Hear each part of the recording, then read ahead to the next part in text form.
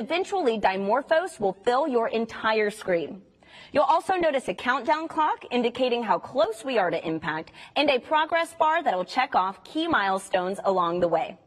Now, as we follow pre-impact operations, we invite you to join us as we check in with Mission Control for live updates and track DART's final milestones.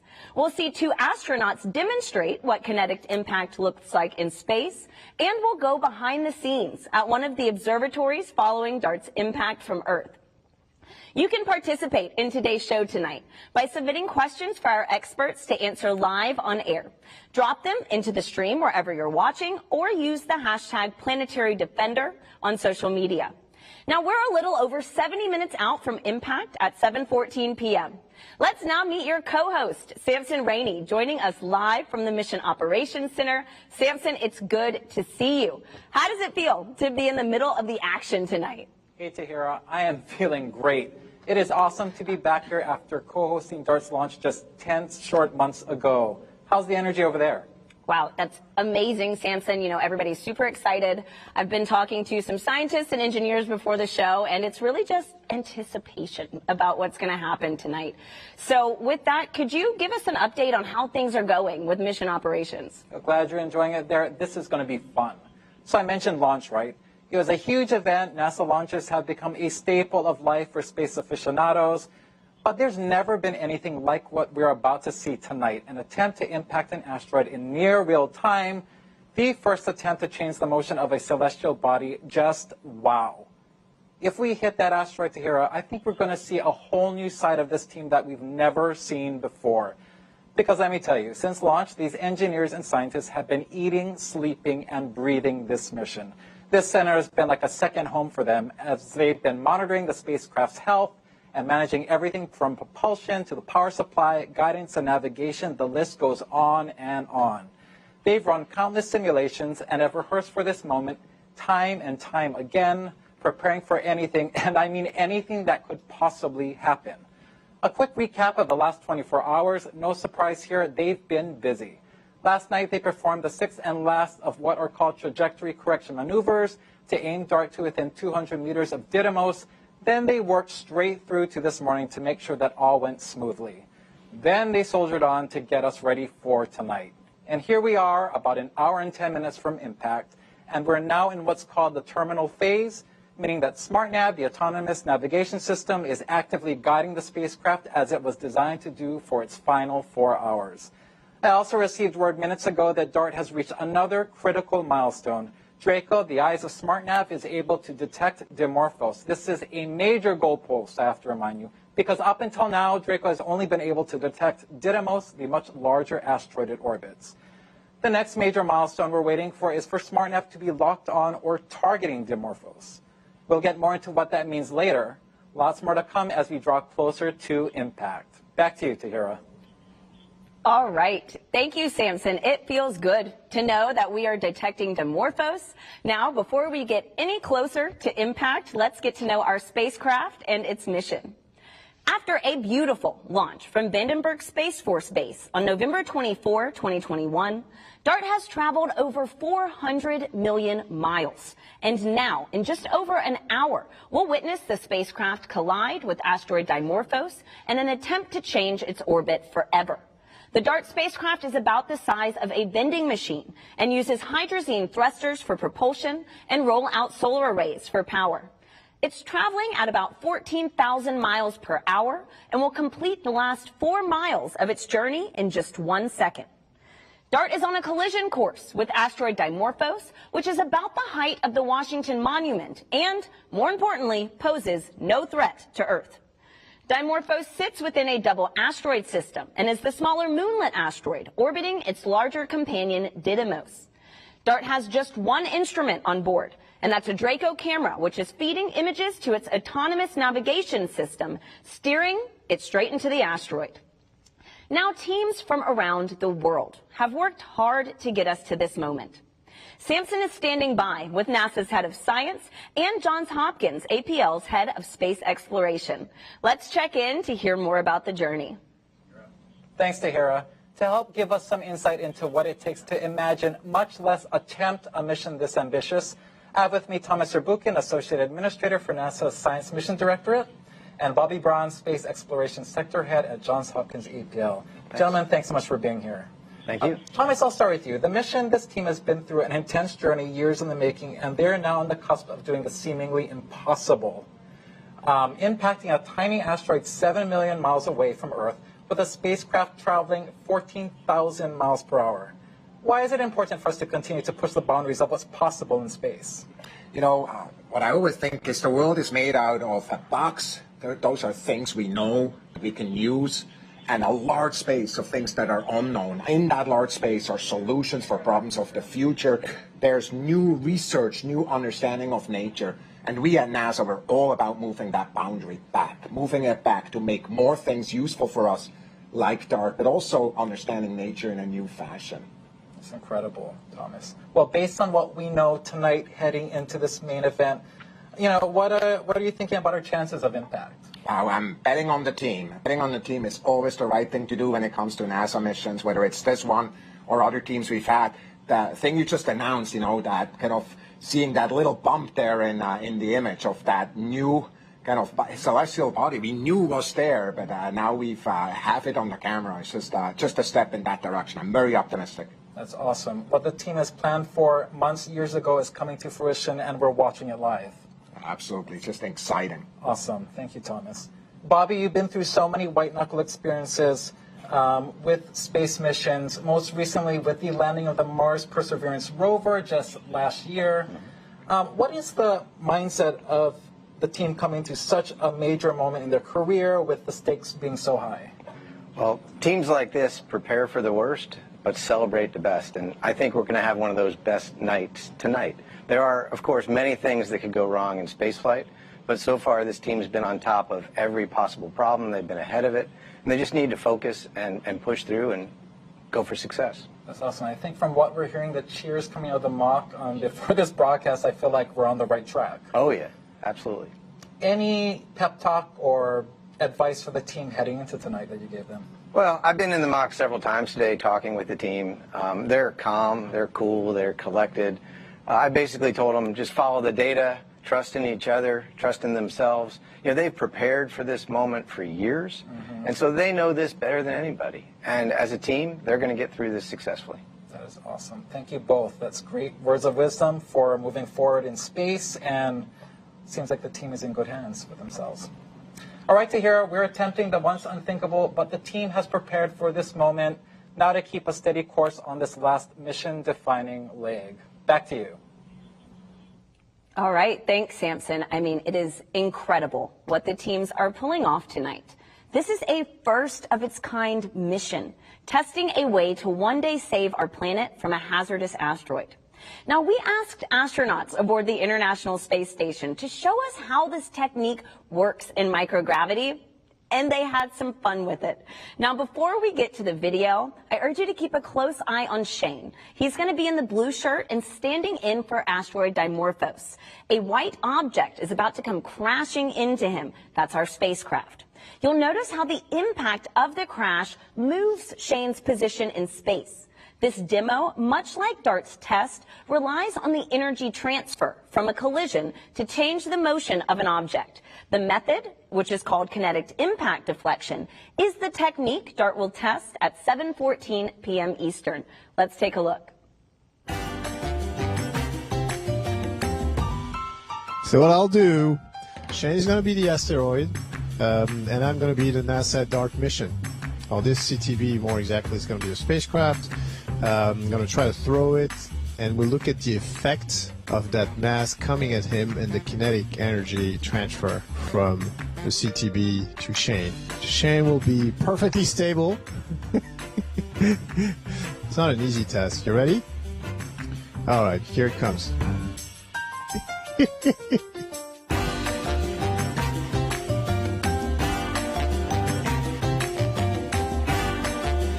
I've redirected Shane successfully. Pretty good. All right, now back on Earth, we're taking your questions live in just a few minutes. Send them in using the hashtag Planetary Defender and stand by. It's time now for our first status poll update. Let's head to Samson to check in on DART's progress. Samson, how are we looking? Hey, Tahira. We are entering the 60-minute mark until impact, and as you noted, the team is about to conduct a poll, which is essentially a status update to check that key systems are in working order. We're talking Draco image quality, smart nav, guidance and navigation, ground systems performance, everything that's anything to do with getting us to impact. All right, I think the poll is about to get underway. Let's start to listen in.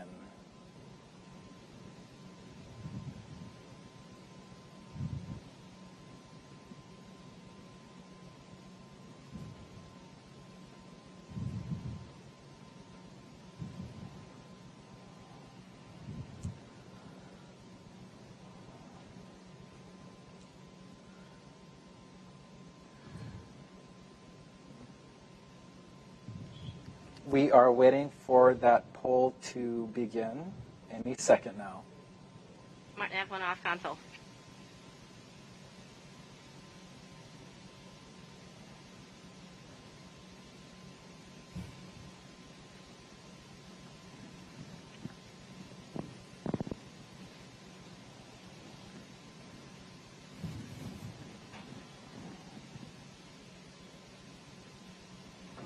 Waiting on that first poll of the evening. There will be two polls, one at 60 minutes, which is now, and one at 30 minutes.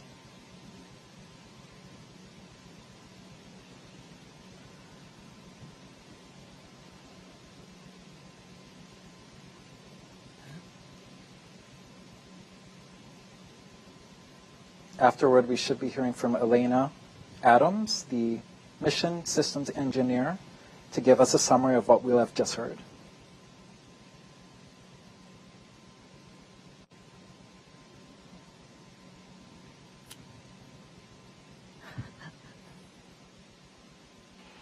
All right, folks, we're an hour prior to impact. Woohoo!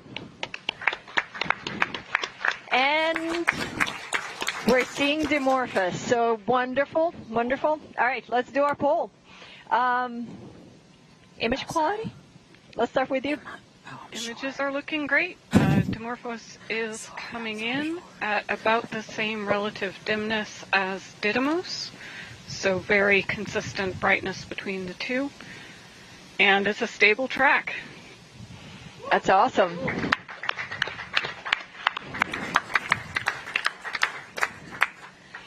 All right, SmartNav? SmartNav is looking good. We're sitting at about 30 meters of projected mist distance. There is no movement right now on the bars for doing a maneuver, but we do expect that when we transition in about 10 minutes that we'll see a maneuver at that point. Yeah, that's great. And at this point, because we have a stable track, we do expect to transition over at that correct. time. So that's really good. Whew, that's good. All right, GNC. GNC is nominal. We're ready to burn. That sounds good too. And maneuver. All right. Let's see. Autonomy. Autonomy is nominal. Heaters are cycling and no more fault rules. All right. DSN. DSN looks good, and we don't see any sign of rain. And ESA looks good as well. That's good. And then ground system. Ground system is nominal, and we have a clear vision of Dimorphos on the image display now. Yes, it looks great. Thank you, guys. All right, one more poll after this, but in the meantime, we're going to hopefully transition at 15 minutes to locking. So stand by.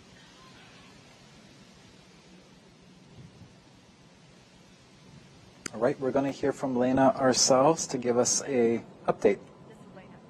Hey, Lena. How's it going? Good. How are you? Good. That sounded like a great poll. Any words about what we just heard? Oh, we're very excited.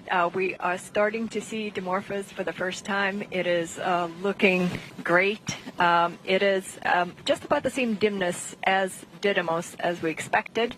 And so we are getting ready to transition. We have a stable track at this point. It's about 7 pixels in size, and yeah, we're ready to go. It's great news, Lena. Thanks so much. I'll let you get back to it. Thank you. Wow, that's a great update. Joining me in reacting to that bit of news is Angela Stickle, planetary geologist and a DART investigation team lead. Angela, you just heard the poll, you just heard Lena. Things seem like they're going really well. What are you feeling? What are you thinking? Oh, I'm so excited. This is fantastic. We can see Dimorphos and we're on our way. Gosh, basically we just gotta keep humming along, right? Right. It's awesome. Heading in. Gosh, well, let's quickly talk about the next major milestone that's ahead of us, locking on target with Dimorphos, which could happen as early as 10 or so minutes from now. Right now, SmartNav is still targeting Didymos, right? But locking onto Dimorphos means, all right, Dimorphos, you are bright. You are consistently bright enough. I'm ready to start targeting you. Can you dive into what that means a little bit more? Yeah, exactly. So SmartNav is looking for bright parts of the image. And so as Dimorphos gets closer and it's brighter and bigger, SmartNav will just target onto it as opposed to Didymos, and we'll be on our way to impact. That is awesome. Thank you, Angela. That's very cool stuff. Good luck with the rest of the evening. Thank you. Great. And while we wait, we want to invite you to celebrate the life of an important member of our DART team. Pulling off extraordinary events requires extraordinary people. And Ray Harvey was just that. A leader, an engineer, a friend. Ray devoted his life to making the impossible possible. Tonight, we pay tribute to DART's former mission operations manager. Ray Harvey was our mission operations manager for DART, but I've known Ray since I've been at the lab, which is about 14 years. As a young engineer, having people like Ray was actually extremely important because you could go ask Ray a question, he would tell you a joke, but he would also give you an answer, so you didn't feel awkward asking questions. You would just feel good coming out with more knowledge, but also you had fun in the process.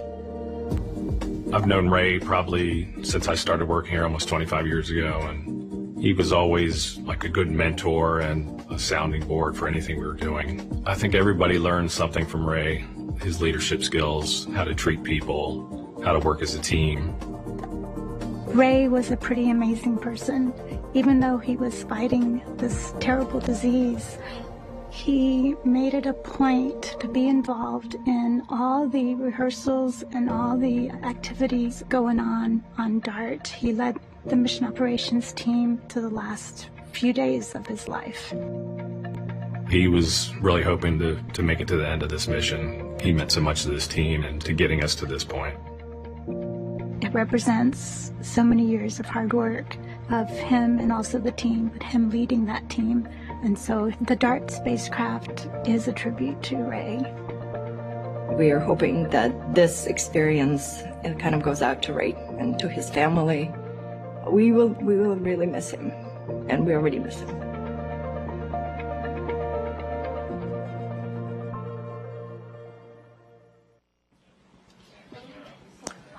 Ray has touched so many lives. Even in the short time that I knew him, he was so generous with his knowledge, and he made you feel like you belonged. Ray, you'll be greatly missed. This one's for you. Tahira. Thank you, Samson, for that beautiful dedication. Now, if you're just joining us, we're under an hour away from the DART spacecraft's head-on collision with asteroid Dimorphos. DART's mission is a test of a planetary defense technique that could one day save humanity. Rest assured, the test poses no threat to Earth. The spacecraft is almost 7 million miles away from us right now, and you're watching a live stream of its approach to Dimorphos. It takes about 45 seconds for the images you're seeing in the DART cam to make their way back to Earth. Any moment now, we should learn if DART is ready to commit to impact. While we wait, I'm here with Andy Rivkin, DART Science Investigation Lead, and Mallory D. Coster, DART Impact Modeler. Andy, Mallory, while we wait to learn if DART is ready to commit to Dimorphos, I can't help but wonder, why this asteroid? That's a great question. The way that the double asteroid redirection test was designed, it was to measure the period change in a binary asteroid system So we needed a binary asteroid, so that eliminates some number of objects. We needed something with a moon that was small enough that we could move it with a strike from a spacecraft, but not so small that we wrecked the moon. So when you kind of tick off all the possibilities, Didymos really ended up as the best choice and really the only choice that would provide a mission in this time period. See, I want to go back to that. You mentioned having a moon that we could push but not destroy. Could you, now in pop culture a lot, we see that, you know, oftentimes the idea is to just totally try to demolish the asteroid. Why have we chosen to not test that technique this time? Yeah, the conventional wisdom for planetary defense is that you don't want to disrupt an object and blow it into a zillion pieces, but you want to keep it intact and just move it all as one piece. Because if you move it all in one piece, then you can keep track of it a lot easier. If you blow it into a million pieces, then some of them might still Earth, and you don't want to miss a thing. Yeah, we might have more issues then. So we know that we have the perfect test subject. Mallory, now can you help us understand how, if mission success, DART's mission tonight can help improve models for mitigating hazardous asteroids in the future? That's exactly right. So we stand to learn a lot from this DART impact. DART is both a technology demonstration as well as a really big science experiment. So from a technology standpoint, we're going to see if we have what it takes to autonomously navigate a spacecraft into a relatively small celestial body, something the size of a football stadium, that's pretty far away from Earth. From a science perspective, we get to perform one of the largest and fastest impact experiments that man has done, something that could never be accomplished in a laboratory here on Earth. So we're going to learn how these large sizes, these fast impact velocities, and also these sort of extraterrestrial asteroid materials respond to deflection. Wow, I mean, there's so much about tonight that we don't know, and it seems like your fun is just getting started, right, until after impact. So Mallory, Andy, thank you so much. And tonight, ground-based telescopes aren't the only one watching the action. A small cube satellite built by the Italian Space Agency was deployed by DART 15 days ago and has been in the area to give us a bird's-eye view of impact. Here's more on LICIACube. LICIA is a 6U CubeSat of the Italian Space Agency participating in the DART mission, and it's also the first Italian satellite operating in deep space. LICIACube mission objectives is to support DART in the documentation of the impact effects, in particular in terms of the ejecta of materials that will be released from the asteroid surface after the impact, and also imaging the non-visible side of the asteroid during its flyby.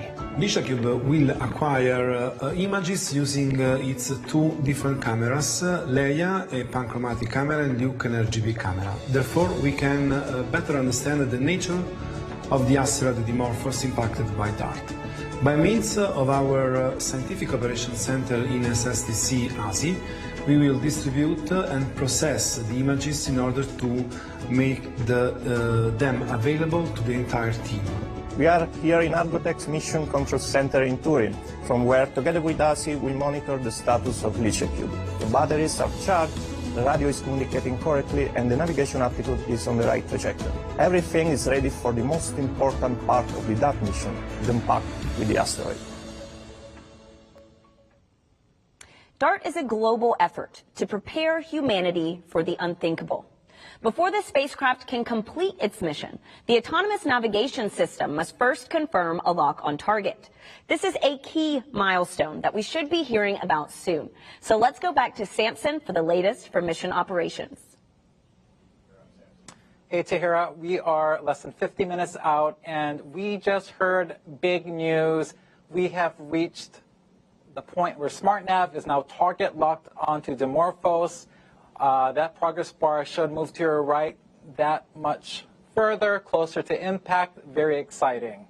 In the meantime, joining me is someone who worked on the instrument playing a starring role with this major milestone and basically all the way up to impact. Lisa Wu, mechanical engineer who helped install the Draco camera and built its cover. Lisa, thank you for joining me. Thank you for having me. So we just heard big news. We hit this target lock. It could have come fairly later than this, but it is We're in a good spot with this target. Exactly. How are you feeling? I am so excited. I'm sure the entire team is ecstatic.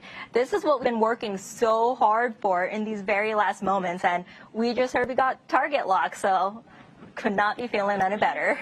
Very exciting. I mean, we are humming along. So a quick recap, SmartNav is DART's autonomous navigation system. It's been called the brains of the spacecraft. And right now it's essentially maneuvering that spacecraft on its own, as it will be for the last 4 hours. A Draco imager, it's providing SmartNav with that unflinching view of Dimorphos, about an image per second. It is the eyes of the spacecraft. Lisa, what makes this camera perfect for this mission? Yeah, of course. So the Draco instrument is a very, very high resolution, narrow field of view telescope. The image quality, let's go back. Draco is a descendant of the Lori telescope, which might sound familiar because it took the very first pictures of Pluto on the New Horizons mission, which also might sound very familiar because that is an APL-led mission. So if you've ever seen the first pictures of Pluto, that is the amazing quality that we have on DART. That's incredible heritage. And yeah, anyone who saw those images of Pluto, those were amazing, and that kind of ups the ante for what we're going to see with these pictures of Dimorphos, right? Oh, yeah. So we all know about, a lot of us have smartphones with, cameras. We have cracks, we have smudges. How did your team make sure that this camera made it in pristine condition to get to this point? Of course. So our flight hardware, including this instrument, was made in the clean room. Very, very high clean facility. In order to make sure that the telescope works, we had to put it through a lot of electrical testing, optical testing, alignment testing. We had to make sure it performs as we intended. And then not only that, you have to take this instrument and put it through all the environments that it will see through space. So we put it through vibration testing, thermal vacuum chamber testing, all to make sure that it performs and it will survive through space. That's amazing. Test, test, test, and test again, right? Yes. This is how we get to a stage like this. That is exactly awesome. That is great. Thanks so much, Lisa. The number of astounding technologies that are on board this spacecraft is amazing, but doing the impossible requires nothing less than the astounding, right? Mm-hmm. All right, Tahira, we have the technology. Clearly, we have the talent. Now we wait for history. Back to you. All right, thanks, Samson. It feels good to know that we have locked on target Dimorphos. Now, earlier we asked you to send in your questions by using the hashtag Planetary Defender. And I am joined now by two real-life planetary defenders. We have Kelly Fast and Lucas Paganini, both from NASA's Planetary Defense Coordination Office. Let's dive into what you want to know. So, Kelly, Lucas, before I get to social media questions, we actually have a special question from a familiar face, especially if you're into football. So let's take a moment and hear from him. What's up? I'm Joshua Dobbs, quarterback for the Cleveland Browns, and I have a question for NASA's DART team. On the field, I have to use precision passing in order to get the football in the hands of my teammates, and at least I can see where they are. For NASA's DART team, how are you able to aim a spacecraft at an object so far away? You know, that's a really good question, Kelly, and I mean, we haven't really done this before. How can we aim? Right. Well, but I have to say, Joshua does in a few seconds what we've taken, years to do. Just as he has to throw it where he knows that the player will be, throw his football where the player will be. DART needs to end up where Didymos and Dimorphos will be, and so that was learned from astronomy, looking at through telescopes, calculating the orbit, and then the people who launched DART to its destination navigated there. So there's just a lot more calculations involved, which Joshua does in his head. Yeah. And then there's this autonomous navigation. It would be like he had a football that could navigate itself. Yeah. And so we have that to lean on that he doesn't, and so that's what helps get to that destination. All right, nice. I mean, it's very impressive. And so we have another question from Jonathan on Facebook, who wants to know, how can a small satellite like DART be able to impact something as big and heavy as an asteroid and actually move it? Right. And it's all about momentum, right? We have this tiny asteroid of about 160 meters, the size of a football field. And then you have this spacecraft, which is about 500 kilograms. So it's all about momentum, right? You have this massive asteroid and this tiny spacecraft. And how do you move it? It's all about mass and velocity. Since we don't have enough mass in that spacecraft, we have to really impact it hard, and that's why we're impacting it at 4 miles a second, which is outstanding. Which is amazing. And I mean, we're actually going to get to watch impact live take place. And so that gets me to my next question. We have Metal Money on Twitter who asks, what is the size of the blast on the asteroid? Kelly, could you explain a little bit about that? Well, and that's something that we're hoping to find out from this mission, because there's physics and calculations, but actually when you're dealing with a real asteroid that we haven't seen close up before, and what type of material might be on the surface, what the structure is, this is something that, like LICIACube, we hope to see as LICIACube flies by, to see what that blast was, how large it was, which will help those who are doing the modeling of how effective the impact was, and in changing the orbit, what all figures in, what Lucas just talked about, the mass and the velocity, but then also maybe that blast that is seen afterwards, the plume of material that we're hoping to see from LICIACube. So how does tonight's mission play into the work that y'all do in NASA's Planetary Defense Coordination Office, Lucas? Yeah, I would start by saying that this is a very important test. We're going to know if this kinetic impact is an effective technique to use in the case that there would be any potential asteroid en route to Earth. So definitely, for me, that's the most important thing about this test. But then on top of that, there's finding the asteroids, because you can't go out and mitigate a possible threat if you don't even know it's there. And so NASA is very focused also on finding near-Earth asteroids with telescopes that survey the skies every night, looking for near-Earth asteroids, getting the orbits calculated, figuring out where they're going to be in the future to see if we even need something by DART, and then working to speed that up. NASA's working on the Near-Earth Object Surveyor space telescope that would look in the infrared and have a different perspective, complement the ground-based telescopes to accelerate things, just so that we know, is there a threat out there that we're facing that we do not yet know about? Wow, I mean, it's incredible just to know the work that is already being done. It's good to know that we're building off of it, but it's good to know we've already got some people watching the skies. And so I have our next question from Alan on Twitter, who asks, how long does it take for pictures to reach Earth? Kelly? Well, the time it takes light and then a radio signal from the spacecraft to come to Earth is 38 seconds, but then there's also the time needed to process the images, so a few more seconds on top of that. So under a minute, but still it's not instantaneous, because it's a ways out there. Well, that makes sense. I mean, but under a minute to get something back from space, I'd say we're doing pretty good right there. Right. So, Lucas, Kelly, thank you so much for everything that y'all are doing to keep our planet safe. Thanks, Sahir. And so, it's important to note that tonight we're attempting something that's never been done. And with that presents many challenges to overcome. Here's what makes DART a first-of-its-kind mission. The DART mission is a very difficult mission because we are trying to do something that hasn't been done before. This is the first time we're going to an asteroid that is this small, this dark, and we're actually going to attempt an impact. The DART mission is really something that the whole world can get behind.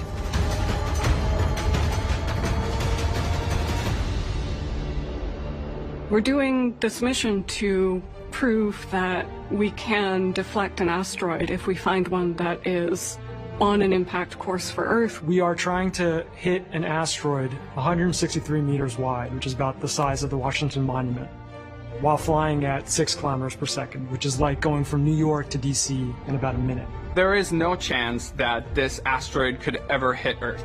It's a very small asteroid. It's only about the size of a small football stadium, and it's almost 7 million miles away from the Earth. That's 28 times the distance between the Earth and the Moon. There's kind of a limit on how much mass you can launch into space. You know, rockets are only so big. So our spacecraft is only the size of a golf cart. Draco is the primary instrument on the DART spacecraft. It is the camera that is going to be imaging the Didymos system as we approach. When we first see the asteroid through Draco, it's just going to look like a pixel. There's a star tracker on board that takes images of the stars and compares them to a known catalog to determine which way it's pointing in space. It poses the biggest risk because very, very small errors in this measurement can spell the difference between success and failure. And those measurements are going to be fed into the SmartNav algorithm that's going to be making the autonomous course correction commands that will put us on an intercept course. There is a very small probability that we don't hit the asteroid. Even if we do everything right, our sensors work well, our spacecraft is doing well, we are looking, we're finding the asteroid, even then, we might still miss. We're trying to teach a computer how to recognize an object we've never seen before. And the way it does that is by taking pictures of the asteroid and then interpreting where it is in space and guiding itself to it. The spacecraft is controlling itself, SmartNav is guiding the spacecraft, and we have very limited ability to respond in that time, so it has to do it all by itself. And at about 2.5 minutes out, we cease all maneuvering and we coast until we hit the asteroid. It is going very, very fast towards the asteroid, traveling at 6 kilometers per second. 200 times faster than a car on the freeway. So when we hit, all of that mass, all of that momentum pushes the asteroid. Even giving it a small nudge will allow it to change its course. But if we did see an asteroid on track for Earth, this would be enough of a deflection. It's like a bittersweet moment. Yeah, all this hard work just got destroyed, but that was exactly why we put it all together. Of all the endeavors that we do for space and in space, this is probably one of the ones that one day will be the most important thing that we've ever done. In the future, I hope that DART can teach us what ways work and what ways don't work for planetary defense. Because it is humankind's first demonstration that we have gained the knowledge and the technology to be able to protect the Earth from an asteroid impact.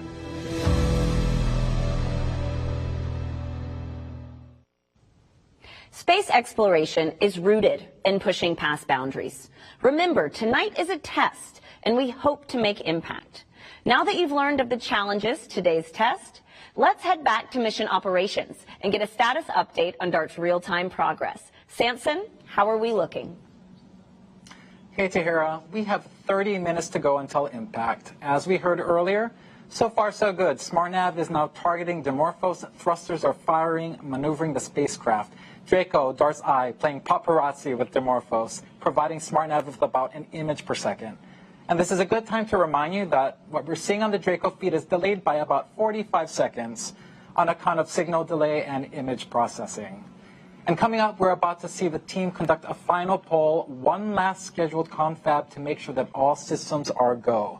And as we head to that, I have someone with me who knows a thing or two about ensuring spacecraft readiness and integrity. Betsy Congdon, DART's mechanical systems engineer. Betsy, thank you so much for joining me. Thank you. So you led the team that literally put DART together, is that right, Betsy? Yeah, so my job is to make sure the engineers and the technicians all physically put all these boxes that you've been hearing, bolts and all onto a spacecraft all together. I gotta ask, with a mission so ambitious, how many hours, how many years, how many people? Do you have any idea at this point? Oh, man. So, I mean, DART has been thought about for a long time, but really started in earnest about 5 years ago. We started building up the spacecraft and, in that assembly that I was talking about 2.5 years ago. And so it's been hundreds of hours, to make something like this possible. People with all sorts of talents. You've seen a lot of them today. That's incredible.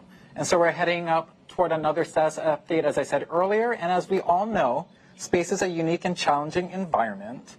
When you're assembling DART, what were the key boxes you were checking off of that very long quality assurance list to get the spacecraft to where it is right now and hopefully till impact? So space is very hard, and so what we do is each individual component, Lisa was talking about this earlier, goes through its own individual testing, and then we put the whole spacecraft together, and we will check out the electrical systems, making sure all the boxes are working and talking to each other. We put it into a vacuum chamber, make sure it's going to work in space, put it through all the different temperatures it's going to see, and then put it on a shaker table and actually mimic launch, and so it actually goes through all of that as a full spacecraft as well as individual components. So we go through a lot of testing, mission operations, mission simulations to get to this point.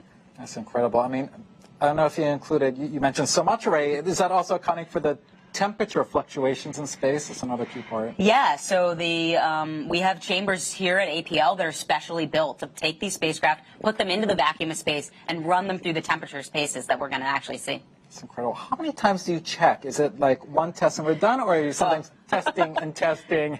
Lots and lots of testing, and that's what makes it, so perfect. We're seeing these great images coming in because of all that testing and all of that work. So, you don't do anything once. You're doing it many times because once it's in space, there's not a lot of ways to fix it. Right. Well, do you ever, think about that one panel, that one component that gave you a little bit of heartburn in the clean room, and you're up at night thinking, I think that thing is going to hold true up until the end? Everything is looking really good. I will say, we had a lot of new technologies, which are really exciting. The Rosa solar arrays had never been integrated onto a spacecraft before, and so that was like a challenge, but one the team was up for, and now it's all ready and working perfectly. All these new technology demonstrations, it only adds to the complexity of this mission and to, testing things. I wouldn't say even more so, but it's just as critical. The new technology, everything has to be so to make sure it comes. Yeah, all of this new technology requires extra testing, but that just gains confidence. You're seeing the team working through that, working through all these mission sims. So that's really what makes it exciting. You don't want to just do the same thing over and over. This is what makes APL a special place. We build these special spacecraft that, have never been done before. Last quick question for you. It's got to be a little bittersweet that a spacecraft you poured heart and soul into is about to careen into an asteroid. How are you feeling about that? I'm feeling great about it. It was designed to careen into the asteroid. It's meeting its destiny. So it's really exciting to see, and I can't wait for impact. Well, it is serving a purpose. I guess that's why it's easier to let it go. Right? Exactly, very much so. That is awesome. Well, I think we are about to get into that final pull in the mock very shortly. So we're going to hear that final 30-minute poll, and then we're going to hear from Lena Adams again, DART's Mission Systems Engineer, to give us that summary of what we just heard, how she's feeling, how they're feeling in there. Very exciting stuff. This will be the final poll of the evening.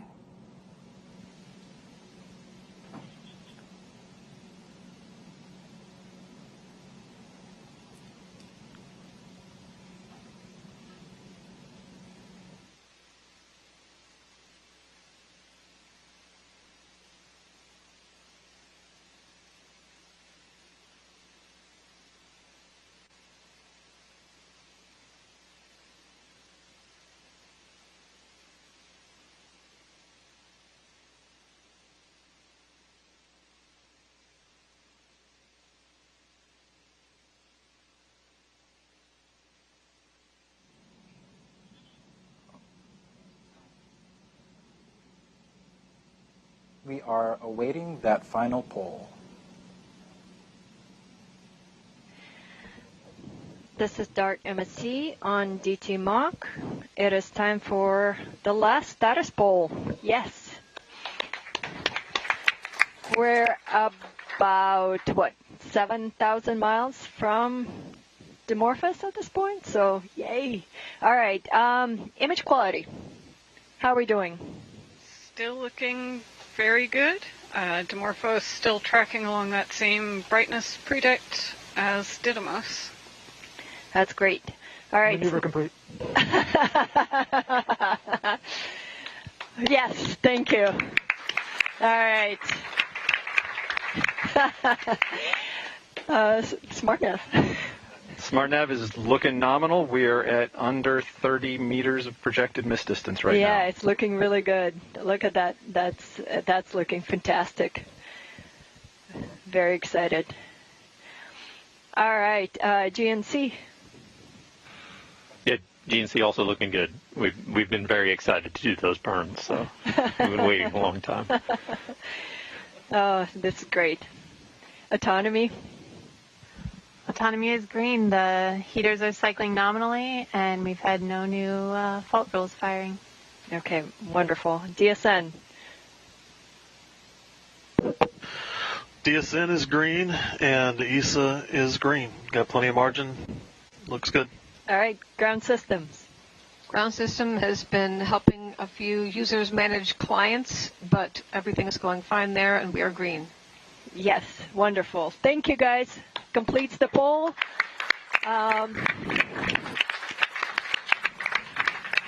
last one. All right, so Didymos is looking like itself. We'll see what Dimorphos is looking like soon. In the meantime, we're going to transition to precision lock at 20 minutes. That's our next milestone. So thanks all.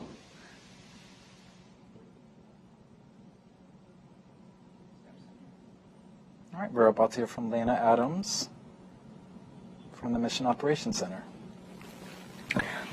Hi, Samson. Hi, Lena. That sounded very positive. How's it going in there? Oh, it's going great. It's going great. We've locked on Dimorphos. We're maneuvering towards it, and yeah, everything is looking really good. We were at the time of the poll within just a few meters of projected miss distance, which means we were hitting towards the center. And at this point, we're coming back there about 30 meters off the center of the lit portion of Dimorphos as of right now. We've executed 2 burns. And everything's looking on track. Oh, that sounds wonderful, Lena. Thanks so much for that, and good luck on the final stretch. Thank you. Thank you. Have a good one. All right, Betsy. We had that very positive poll, lots of fantastics, lots of clapping. We heard Lena in a very positive mood. How are you feeling? I'm feeling great. It's amazing to see the actual dots on the screen for real coming down from the spacecraft. Very exciting. Any words of encouragement for the team? I mean, obviously, they're doing a great job. They've practiced a ton, and we're ready. Go DART. You've heard it all loud and clear, Tahira. All systems are go, and we remain on track for impact. And like Betsy just said, go DART. Back to you. All right. What an exciting update, Samson. You just heard it. All systems are go. Mission operations confirm the spacecraft is on track for impact. But in order to hit the mark, the test must first locate its target. That's why Johns Hopkins APL engineer Michelle Chen helped develop new autonomous navigation techniques that will ensure a bullseye. Let's take a look. Never in my life would I have thought I would take a couple $100 million spacecraft and crash it into an asteroid. My name is Michelle Chen, and I lead the team that is responsible for the autonomous navigation of DART spacecraft to hit an asteroid. The DART mission is the first planetary defense test mission. Our goal is to hit and impact an asteroid to understand and study the momentum transfer so that we could potentially later down the road, if we need to, deflect an asteroid on its way to Earth. I am the SmartNav lead. SmartNav stands for Small Body Maneuvering, Autonomous Real-Time Navigation. SmartNav, I always consider it sort of like the brains. And so the camera, Draco, is essentially the eyes. The algorithm has to identify and hit the target in the field of view of the camera. We're flying at over 6 kilometers a second. It essentially occupies a pixel up until possibly 30 minutes prior to impact. And then that's where everything gets really exciting. And so you could just imagine if it was a human being joysticking this. Because we don't know for sure what the asteroids look like, our simulation gives us the capability to use different asteroid shapes and asteroid objects to see that our SmartNav algorithm performs against all these unknowns. We're super excited and nervous as well. I love pushing the boundaries, and I love the application of math into real-world problems, and then seeing it actually doing its thing. To me, there's nothing cooler than that.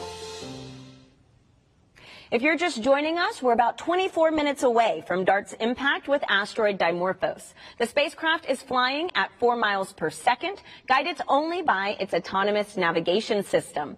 I'm here now with Tom Statler, DART program scientist, and Don Graninger, DART impact modeler. Tom, Don, thank you for being here with us tonight. We have some good news happening, but we did just hear about the challenges that DART is facing tonight. So, Don, could you tell us a little bit about what kind of uncertainty exists with a mission like this? Yeah, sure. So what's really interesting is that until just, even a few minutes ago, I feel like we're just getting our first looks at Dimorphos. And so we have absolutely no idea what we're going to be impacting into. It could be covered in rubble pile. It could be just a completely different shape. We don't know until we really write up on that impact. And that's probably one of our biggest uncertainties on this. I mean, but that's what really makes tonight so exciting. And so, Tom, could you Expand a little bit more on how we will use this information in the future if all goes successfully. Well, this test is really important to understand how we might be able to deflect asteroids in the future. And when we measure the change in the binary period of Dimorphos, and we will understand how the asteroid reacted to our kinetic impact. And then as we get deeper understanding into exactly what the geology was of that asteroid, that's the basic information that's going to help us refine our physics understanding of asteroids and our ability to compute and predict, like Dawn does, run these fantastic codes and extend this knowledge to really have a good plan for how we might react if we ever do discover a dangerous asteroid that is different from Dimorphos. Well, hey, I mean, it's better to be safe than sorry. So it sounds like y'all's party is really just getting started after impact. So congratulations on your success so far. It has been a pleasure. Thank you so much. Now, any second, we should be learning if DART has a precision lock on its target Dimorphos. This is a key milestone critical to tonight's success. Samson, mission operations must be buzzing. How are things going? Hey, Tahira. The energy is indeed electric, and the team is hyper-focused. You could hear a pin drop right now as we're coming up on the critical 20-minute mark from impact and expecting to hear from the team that SmartNav is now precision-locked onto Dimorphos, which means that SmartNav will be tracking only Dimorphos from here on out. Why? SmartNav has full confidence that we're in fact tracking Dimorphos, and so we want to remove any confusion by continuing to track Didymos. Because what could happen with Didymos is that its shape could be such that there's a lot of shadowing, which could make it seem in the Draco imagery like multiple blobs, as the team likes to call them. And we don't want SmartNav to mistake any of those blobs for Dimorphos, so we're doing away with tracking Didymos altogether. We are waiting for that announcement of precision lock. All right, we're about to hear from the team. Actually, we have some time until we hear that.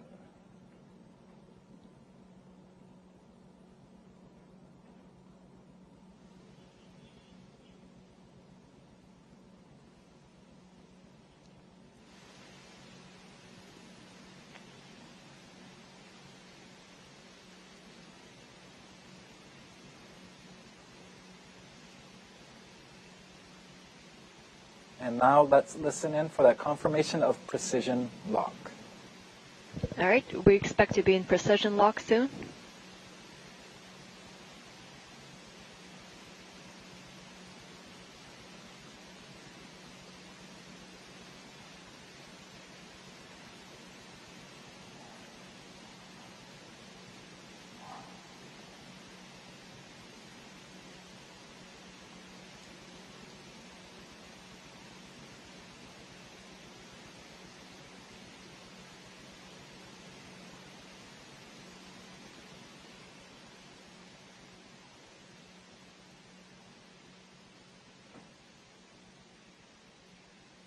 We are waiting for confirmation of precision lock.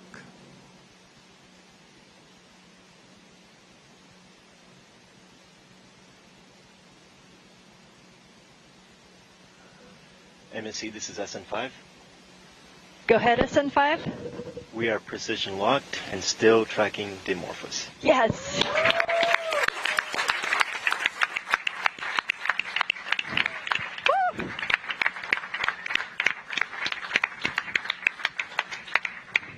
We are soon going to hear again from Elena Adams.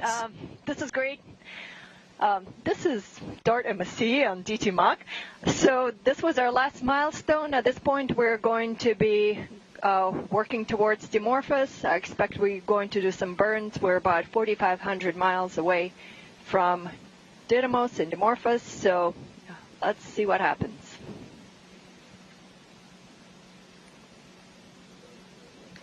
Ground staff 41, C2. Right, joining me now to react to that bit of good news is Lindley Johnson, NASA's Planetary Defense Officer. Lindley, you heard Lena, we are now precision locked, a lot of applause, things are looking good. And we are now headed for the moment of truth. How are you holding up? Oh, I'm doing great. The team's been doing great. The spacecraft's doing great. This precision lock, is absolute milestone for the terminal phase here. We've got a good signature on Dimorphos. so the spacecraft has what it needs to guide itself in for the impact here in 17, almost 18 minutes. So we're doing great. Yep, so close. Very exciting moments ahead. Now, we can't say this enough, and I know you've said it so many times, but it's worth repeating for viewers that Dimorphos is not a threat to Earth, nor will it be after impact, right? No, that's right. This asteroid system is still almost 7 million miles away from the Earth. It's at its closest point in the orbit right now to Earth, so from this point forward, it's going to be moving away from Earth. So there's no chance of anything here. We've got to look for all the other unknown asteroids out there still to find what the hazard really is. Thanks so much, Lindley. I'll catch you on the other side of impact. Okay, if you can. Back to you, Tahira.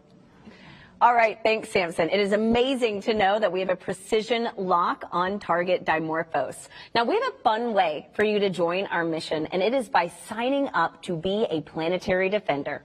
Visit bity.com/planetary defender.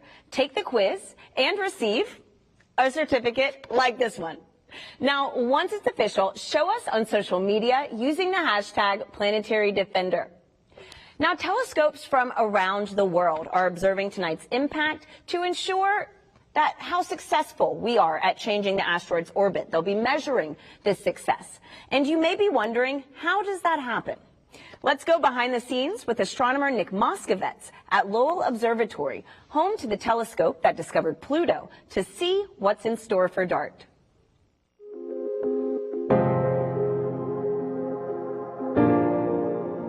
This is Lowell Observatory. Lowell is one of many observatories around the world that will be observing the DART impact, NASA's first ever planetary defense test mission, to see how much a spacecraft impact can deflect an asteroid in its orbit. This is where Pluto was discovered, and we are still doing research in all areas of astronomy today. So let's go check it out.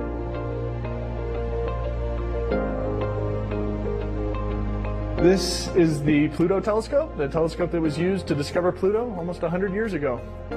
So here we are at the Clark telescope. This is where Percival Lowell sat to observe Mars. Let's head on over to the Lowell Discovery Telescope about an hour south of Flagstaff, which is where we are going to be collecting data for the DART mission. The reason we're all the way out here in the middle of this forest is that we have really dark skies here.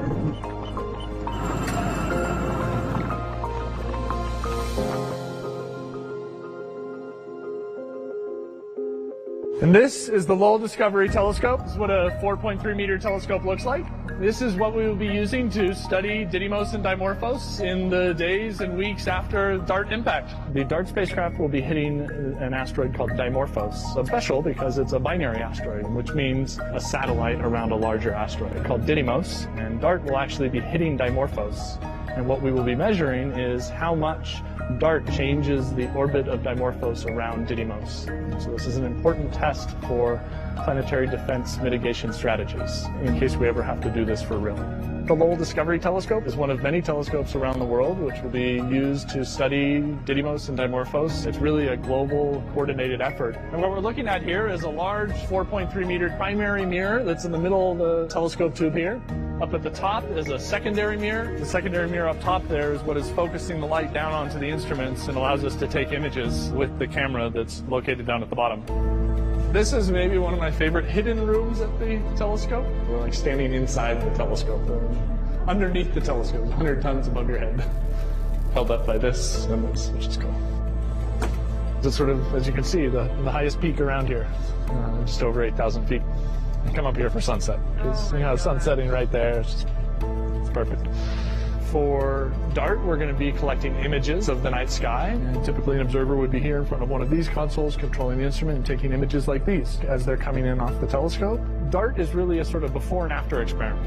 We need to understand the system before the spacecraft intentionally impacts, and then we have to understand what the outcome of that impact event is. As we watch from the Earth, Dimorphos will pass in front of Didymos and behind Didymos. What we will be doing with those images is measuring the brightness of Didymos in those images and looking at how that brightness changes. And those dips in brightness allow us to measure when these eclipses happen and measure the orbit period of Dimorphos. And so you have essentially a fixed star field here. All the white dots are stars of different brightness, and moving through this field is Didymos and Dimorphos, which again, we can't distinguish them as discrete points of light, but we have that small object moving through the field of view. So after impact, we will then be able to go back and start observing intensely, looking for those mutual events, those eclipse events of Dimorphos passing in front of and behind Didymos. And on each one of these frames, we're measuring the brightness to assess whether or not it's undergoing one of these events where Dimorphos is passing in front of or behind, and using those to determine the orbit period of Dimorphos around Didymos. This is such a cool experiment. It's such a singular experiment. Using the ground-based telescopes like this one and others around the world to watch the systems and see how it's affected by this impact event, because that's really what's going to give us the answer to what did DART do at the time of impact. And that will be exciting to see how that evolves over the days and weeks following that impact. All right. After a 10-month, 470 million mile journey, DART is just minutes away from making history. A truly global effort. This mission has brought together people from around the world, united under one goal: to find a way to protect humanity from a hazardous asteroid if one were ever discovered. Now, usually NASA spacecraft are intended to operate for many years or even decades, but not DART. DART was built to be destroyed. DART is a mission of firsts, proving that a spacecraft can autonomously seek, find, and approach a target in space that's so far away we don't even know what it looks like. It also marks the first time humanity will have moved a planetary body in the universe. I said that correctly. Now, at this point, the spacecraft is controlling itself, making small maneuvers to ensure it's lined up with its target. DART is speeding through space and will cover the last 4 miles of its journey in just 1 second. Coming up, we'll hear the final updates from mission operators and witness the big moment live from space. Samson, you have the best seat in the house. How are we looking? You're right, Tahira. Front row tickets to the biggest event in town, and things are looking good. We are T-minus 10 minutes to impact, and DART is precision locked onto Dimorphos and zooming down the home stretch. Now, we have a lot to cover in the time we have left, and I'm thrilled to have with me Lori Glaze, Director of NASA's Planetary Science Division, with me for the ride. Lori, such a pleasure to have you. Oh my gosh, I am so excited to be here and really happy that we are here in this final 10 minutes. We are almost there. Well, you were just in the thick of it with the team up until a few minutes ago. What is the atmosphere like in there? I can only imagine. It's really, it's great. I mean, they're excited. Every time there's a marker that we meet a milestone, everyone is cheering and very excited. But there's also almost a sense of a calm confidence that with every milestone, everything's going, as planned. We're found and we locked on the target as planned, pretty much at the right time. They're looking at the brightness and the reflectivity of the object, and it's more or less what they expected. Everything is performing as expected, and so there's a lot of cheering and happiness, but just kind of a sense, hey, we've been planning for this a long time, and we've got it. We've got this. We've been planning for this. We can hear applause left and right throughout this evening, all good signs.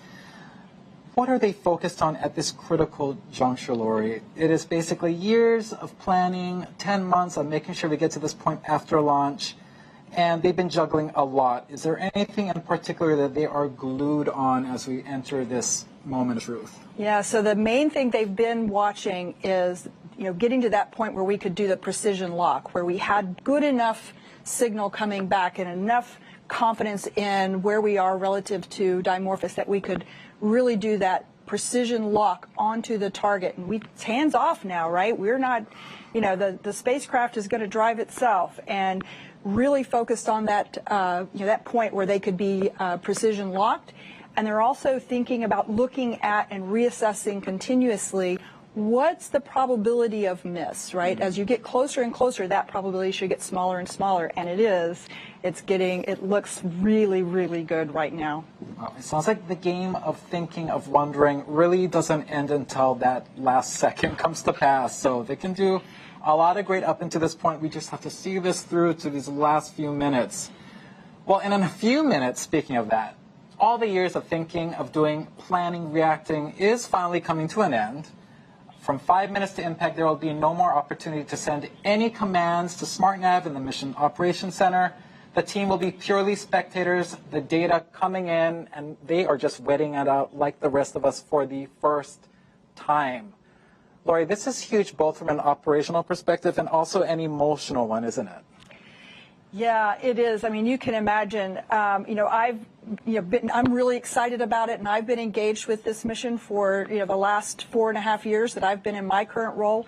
But this team has been working so hard on this for so many years, and they've put so much of their energy and their time into this, and so much planning and rehearsing, and it's a really big event for them to, like you say, just counting down and watching. At this point, there's not much else they can do but watch and see the fruits of all their work. Yeah, I've gotten to know many members of this team over the past few months, and there's a lot of alpha individuals on there, right? You need a good mix of alpha people to make sure we get to this point. I can only imagine what they're feeling. Perhaps, like you said, a little bit of relief, a little bit of, can I let this go? I have worked for this moment so long, and now we can no longer do anything. That moment is just coming up. Yeah, but I think they're ready. I think they're at that point. You're getting some shots of Elena Adams, the systems engineer, and you can see the excitement in her voice. She's so ready to show the success of this mission. This is awesome. 5 minutes out, which we're coming up on now. The team will be hands off 2.5 minutes from impact. SmartNav, which has been guiding the spacecraft autonomously for 4 hours, will also step away, stop any maneuvers. DART will simply be coasting to its fate. This is blockbuster stuff, Lori. Oh, yeah. Oh, yeah. We are there. Yeah. I have front row tickets, and we are very soon about to open up these airwaves in the Mission Operations Center. We'll stay plugged in all the way through impact. Remember, at this point, 5 minutes out, no more commands to SmartNav will be possible. The team is watching it just like you and me and the rest of us.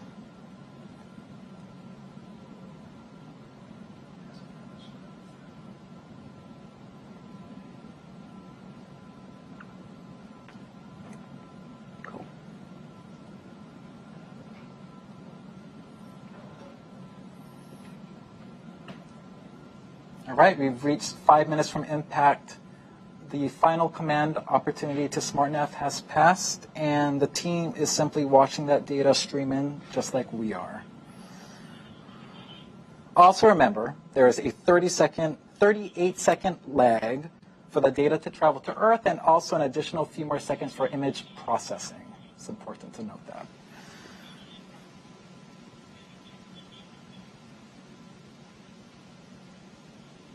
You should be hearing the chatter in the Mission Operations Center momentarily.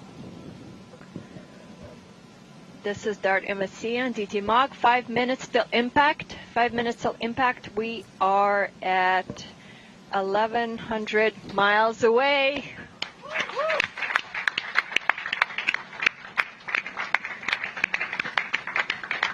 Also, our window for sending any commands to the spacecraft is done. Contingency's done.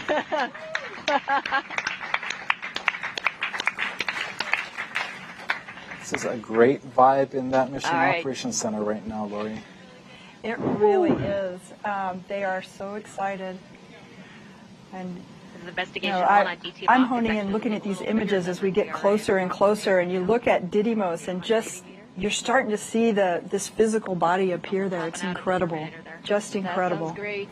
I'm still having a hard time believing this is real energy coming in near real time. Yeah. Yeah, but you've been watching it over the last, 30, 45 minutes go from just being a collection of individual pixels, and now you can actually see the shape and the shading and texture of Didymos, and we're going to see that same thing with Dimorphos as we get closer and closer. This is so cool. Never before seen images of Dimorphos will come into stark relief. Absolutely. A few seconds before impact. Didymos. It's amazing. All right. The team is standing just recognizing this moment years in the making. It is really nice to see them relax a little bit, get off from those computers that they've been glued to, and just appreciate this moment that's coming. Yeah, and they've earned this. It's just great to see them there. This is so cool. Lori, we hit another major milestone. We are now 2.5 minutes from impact, and SmartNav has stopped maneuvering the spacecraft.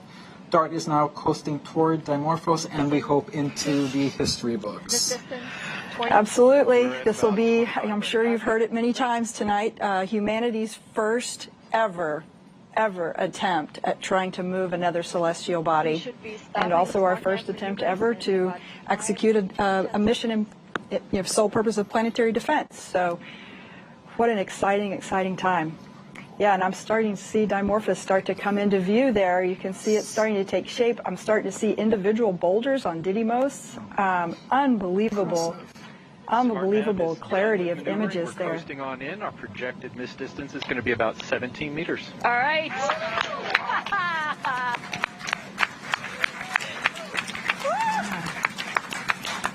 All eyes on this event. Space telescopes, ground telescopes from every continent on Earth.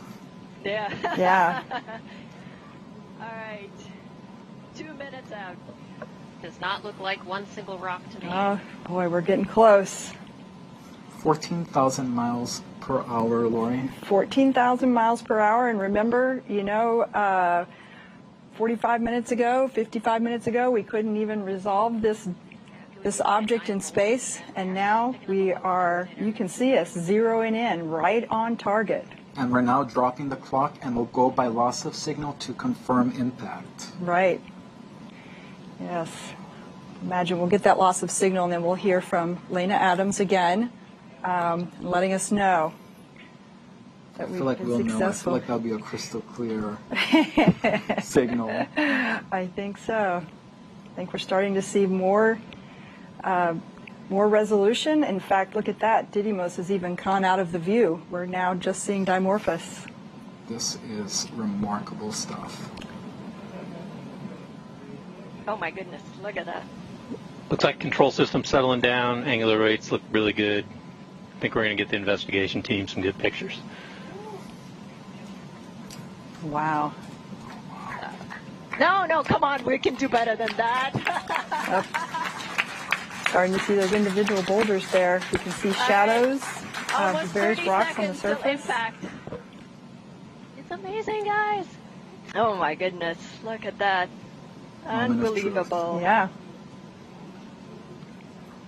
Looks to me like we're headed straight in.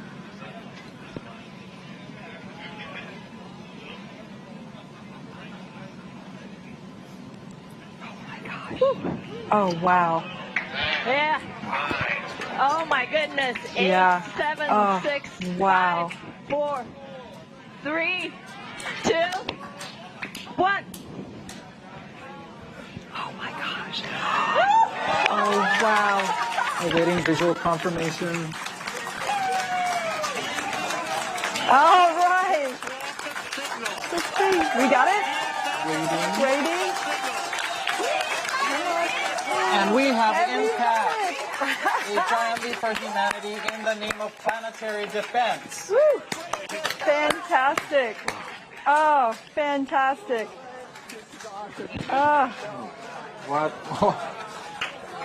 What a moment. Very few words can really capture this moment. This is beautiful to watch.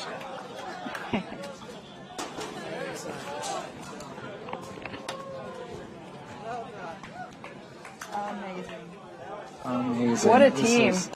What a team and what an accomplishment. Team. A few weeks ago, they had their last dress rehearsal. They were getting emotional at the dress rehearsal. They're like, this is crazy. We're getting emotional. This is not the real thing. I can only imagine what they are feeling right now. Yes. Well, you can see them there on screen. They're all pretty excited. Wow. Hearing impact, the curtains close on Draco Feed. That raw joy from the team, years of hard work and the weight of expectation lifted off their shoulders. This is amazing.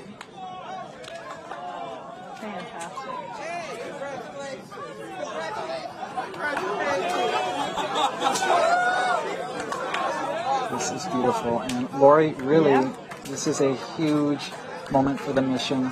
Lots more work needs to happen in the days, weeks, Absolutely. Now, as I always say, it's one of my favorite missions. Now is when the science starts. It just starts now. Now that we've impacted, now we're going to see for real how effective we were. We're going to train all of those ground-based telescopes on the Didymos Dimorphos system, and we're going to make measurements that will help us determine just what its orbit looks like now relative to what it was before. So it's going to be great. Very cool. All right, this is when science, engineering, and a great purpose, planetary defense, come together, and it makes a magical moment like this. Yeah, really. Absolutely. And you can see so many people there that have made this happen. The team of APL engineers that have really poured their souls into this mission. Lori, any last words to mark this historic moment? Oh, we're embarking on a new era of humankind, an era in which we potentially have the capability to protect ourselves from something like a dangerous, hazardous asteroid impact. What an amazing thing. We've never had that capability before. Thank you so much, Lori. Those are poignant last words. Tahira, history has been made. Back to you. Wow. I mean, what an exciting day for the DART team. And in case you're keeping score, humanity 1, asteroids 0. Now, I'm here with Nancy Chabot, DART coordination lead. Nancy, talk about a moment to catch on camera. What is going through your head right now? I mean, I'm just thinking, wow, that was amazing, wasn't it? I mean, those images, you just got closer and closer, and sort of we've been planning for this moment. We've been talking about it for years. At APL here, we've been working on this since 2015, and I knew, I've been talking, this is the images that we're going to see, and they're going to be spectacular. And I think even then they exceeded my expectations of just zooming in like that, and, it really is just such the team accomplishment, and to get to this moment over so many years. And I don't have to talk about it as coming anymore. It's happened now. We have done this. It's happened, and it is just incredible that as humans, we have done this. We did this. And Nancy, do you have anything you'd like to say to the teams who made tonight possible? Oh, I mean, I don't need to say anything to the teams because I know everybody like me is really proud to be part of this, right? Proud of this thing that we've been working on for years, and even before 2015, internationally, people wanted to do this. People wanted to take this first test. And then we finally did. Partners across the United States. We have actually 28 countries represented on our investigation team of scientists, telescopes on all 7 continents, everybody doing their part to make this moment happen. I know I'm really honored to be on this team, and I know other people on the team feel the same way. As you should, Nancy, and I mean, there's a lot to celebrate here tonight. And so now that we have confirmed impact, can you let us know what's next for this mission? Well, I mean, I think I'm still taking a moment here, because this is a big deal. And this was a really hard technology demonstration to hit a small asteroid we've never seen before and do it in such spectacular fashion. But I know other scientists on the team like me are already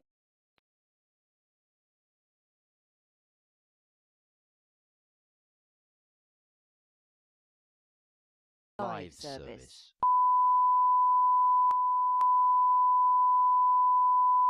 This is the primary audio circuit for the Reuters live service.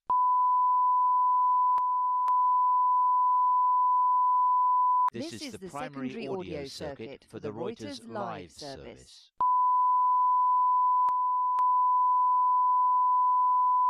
This is the primary audio circuit for the Reuters live service.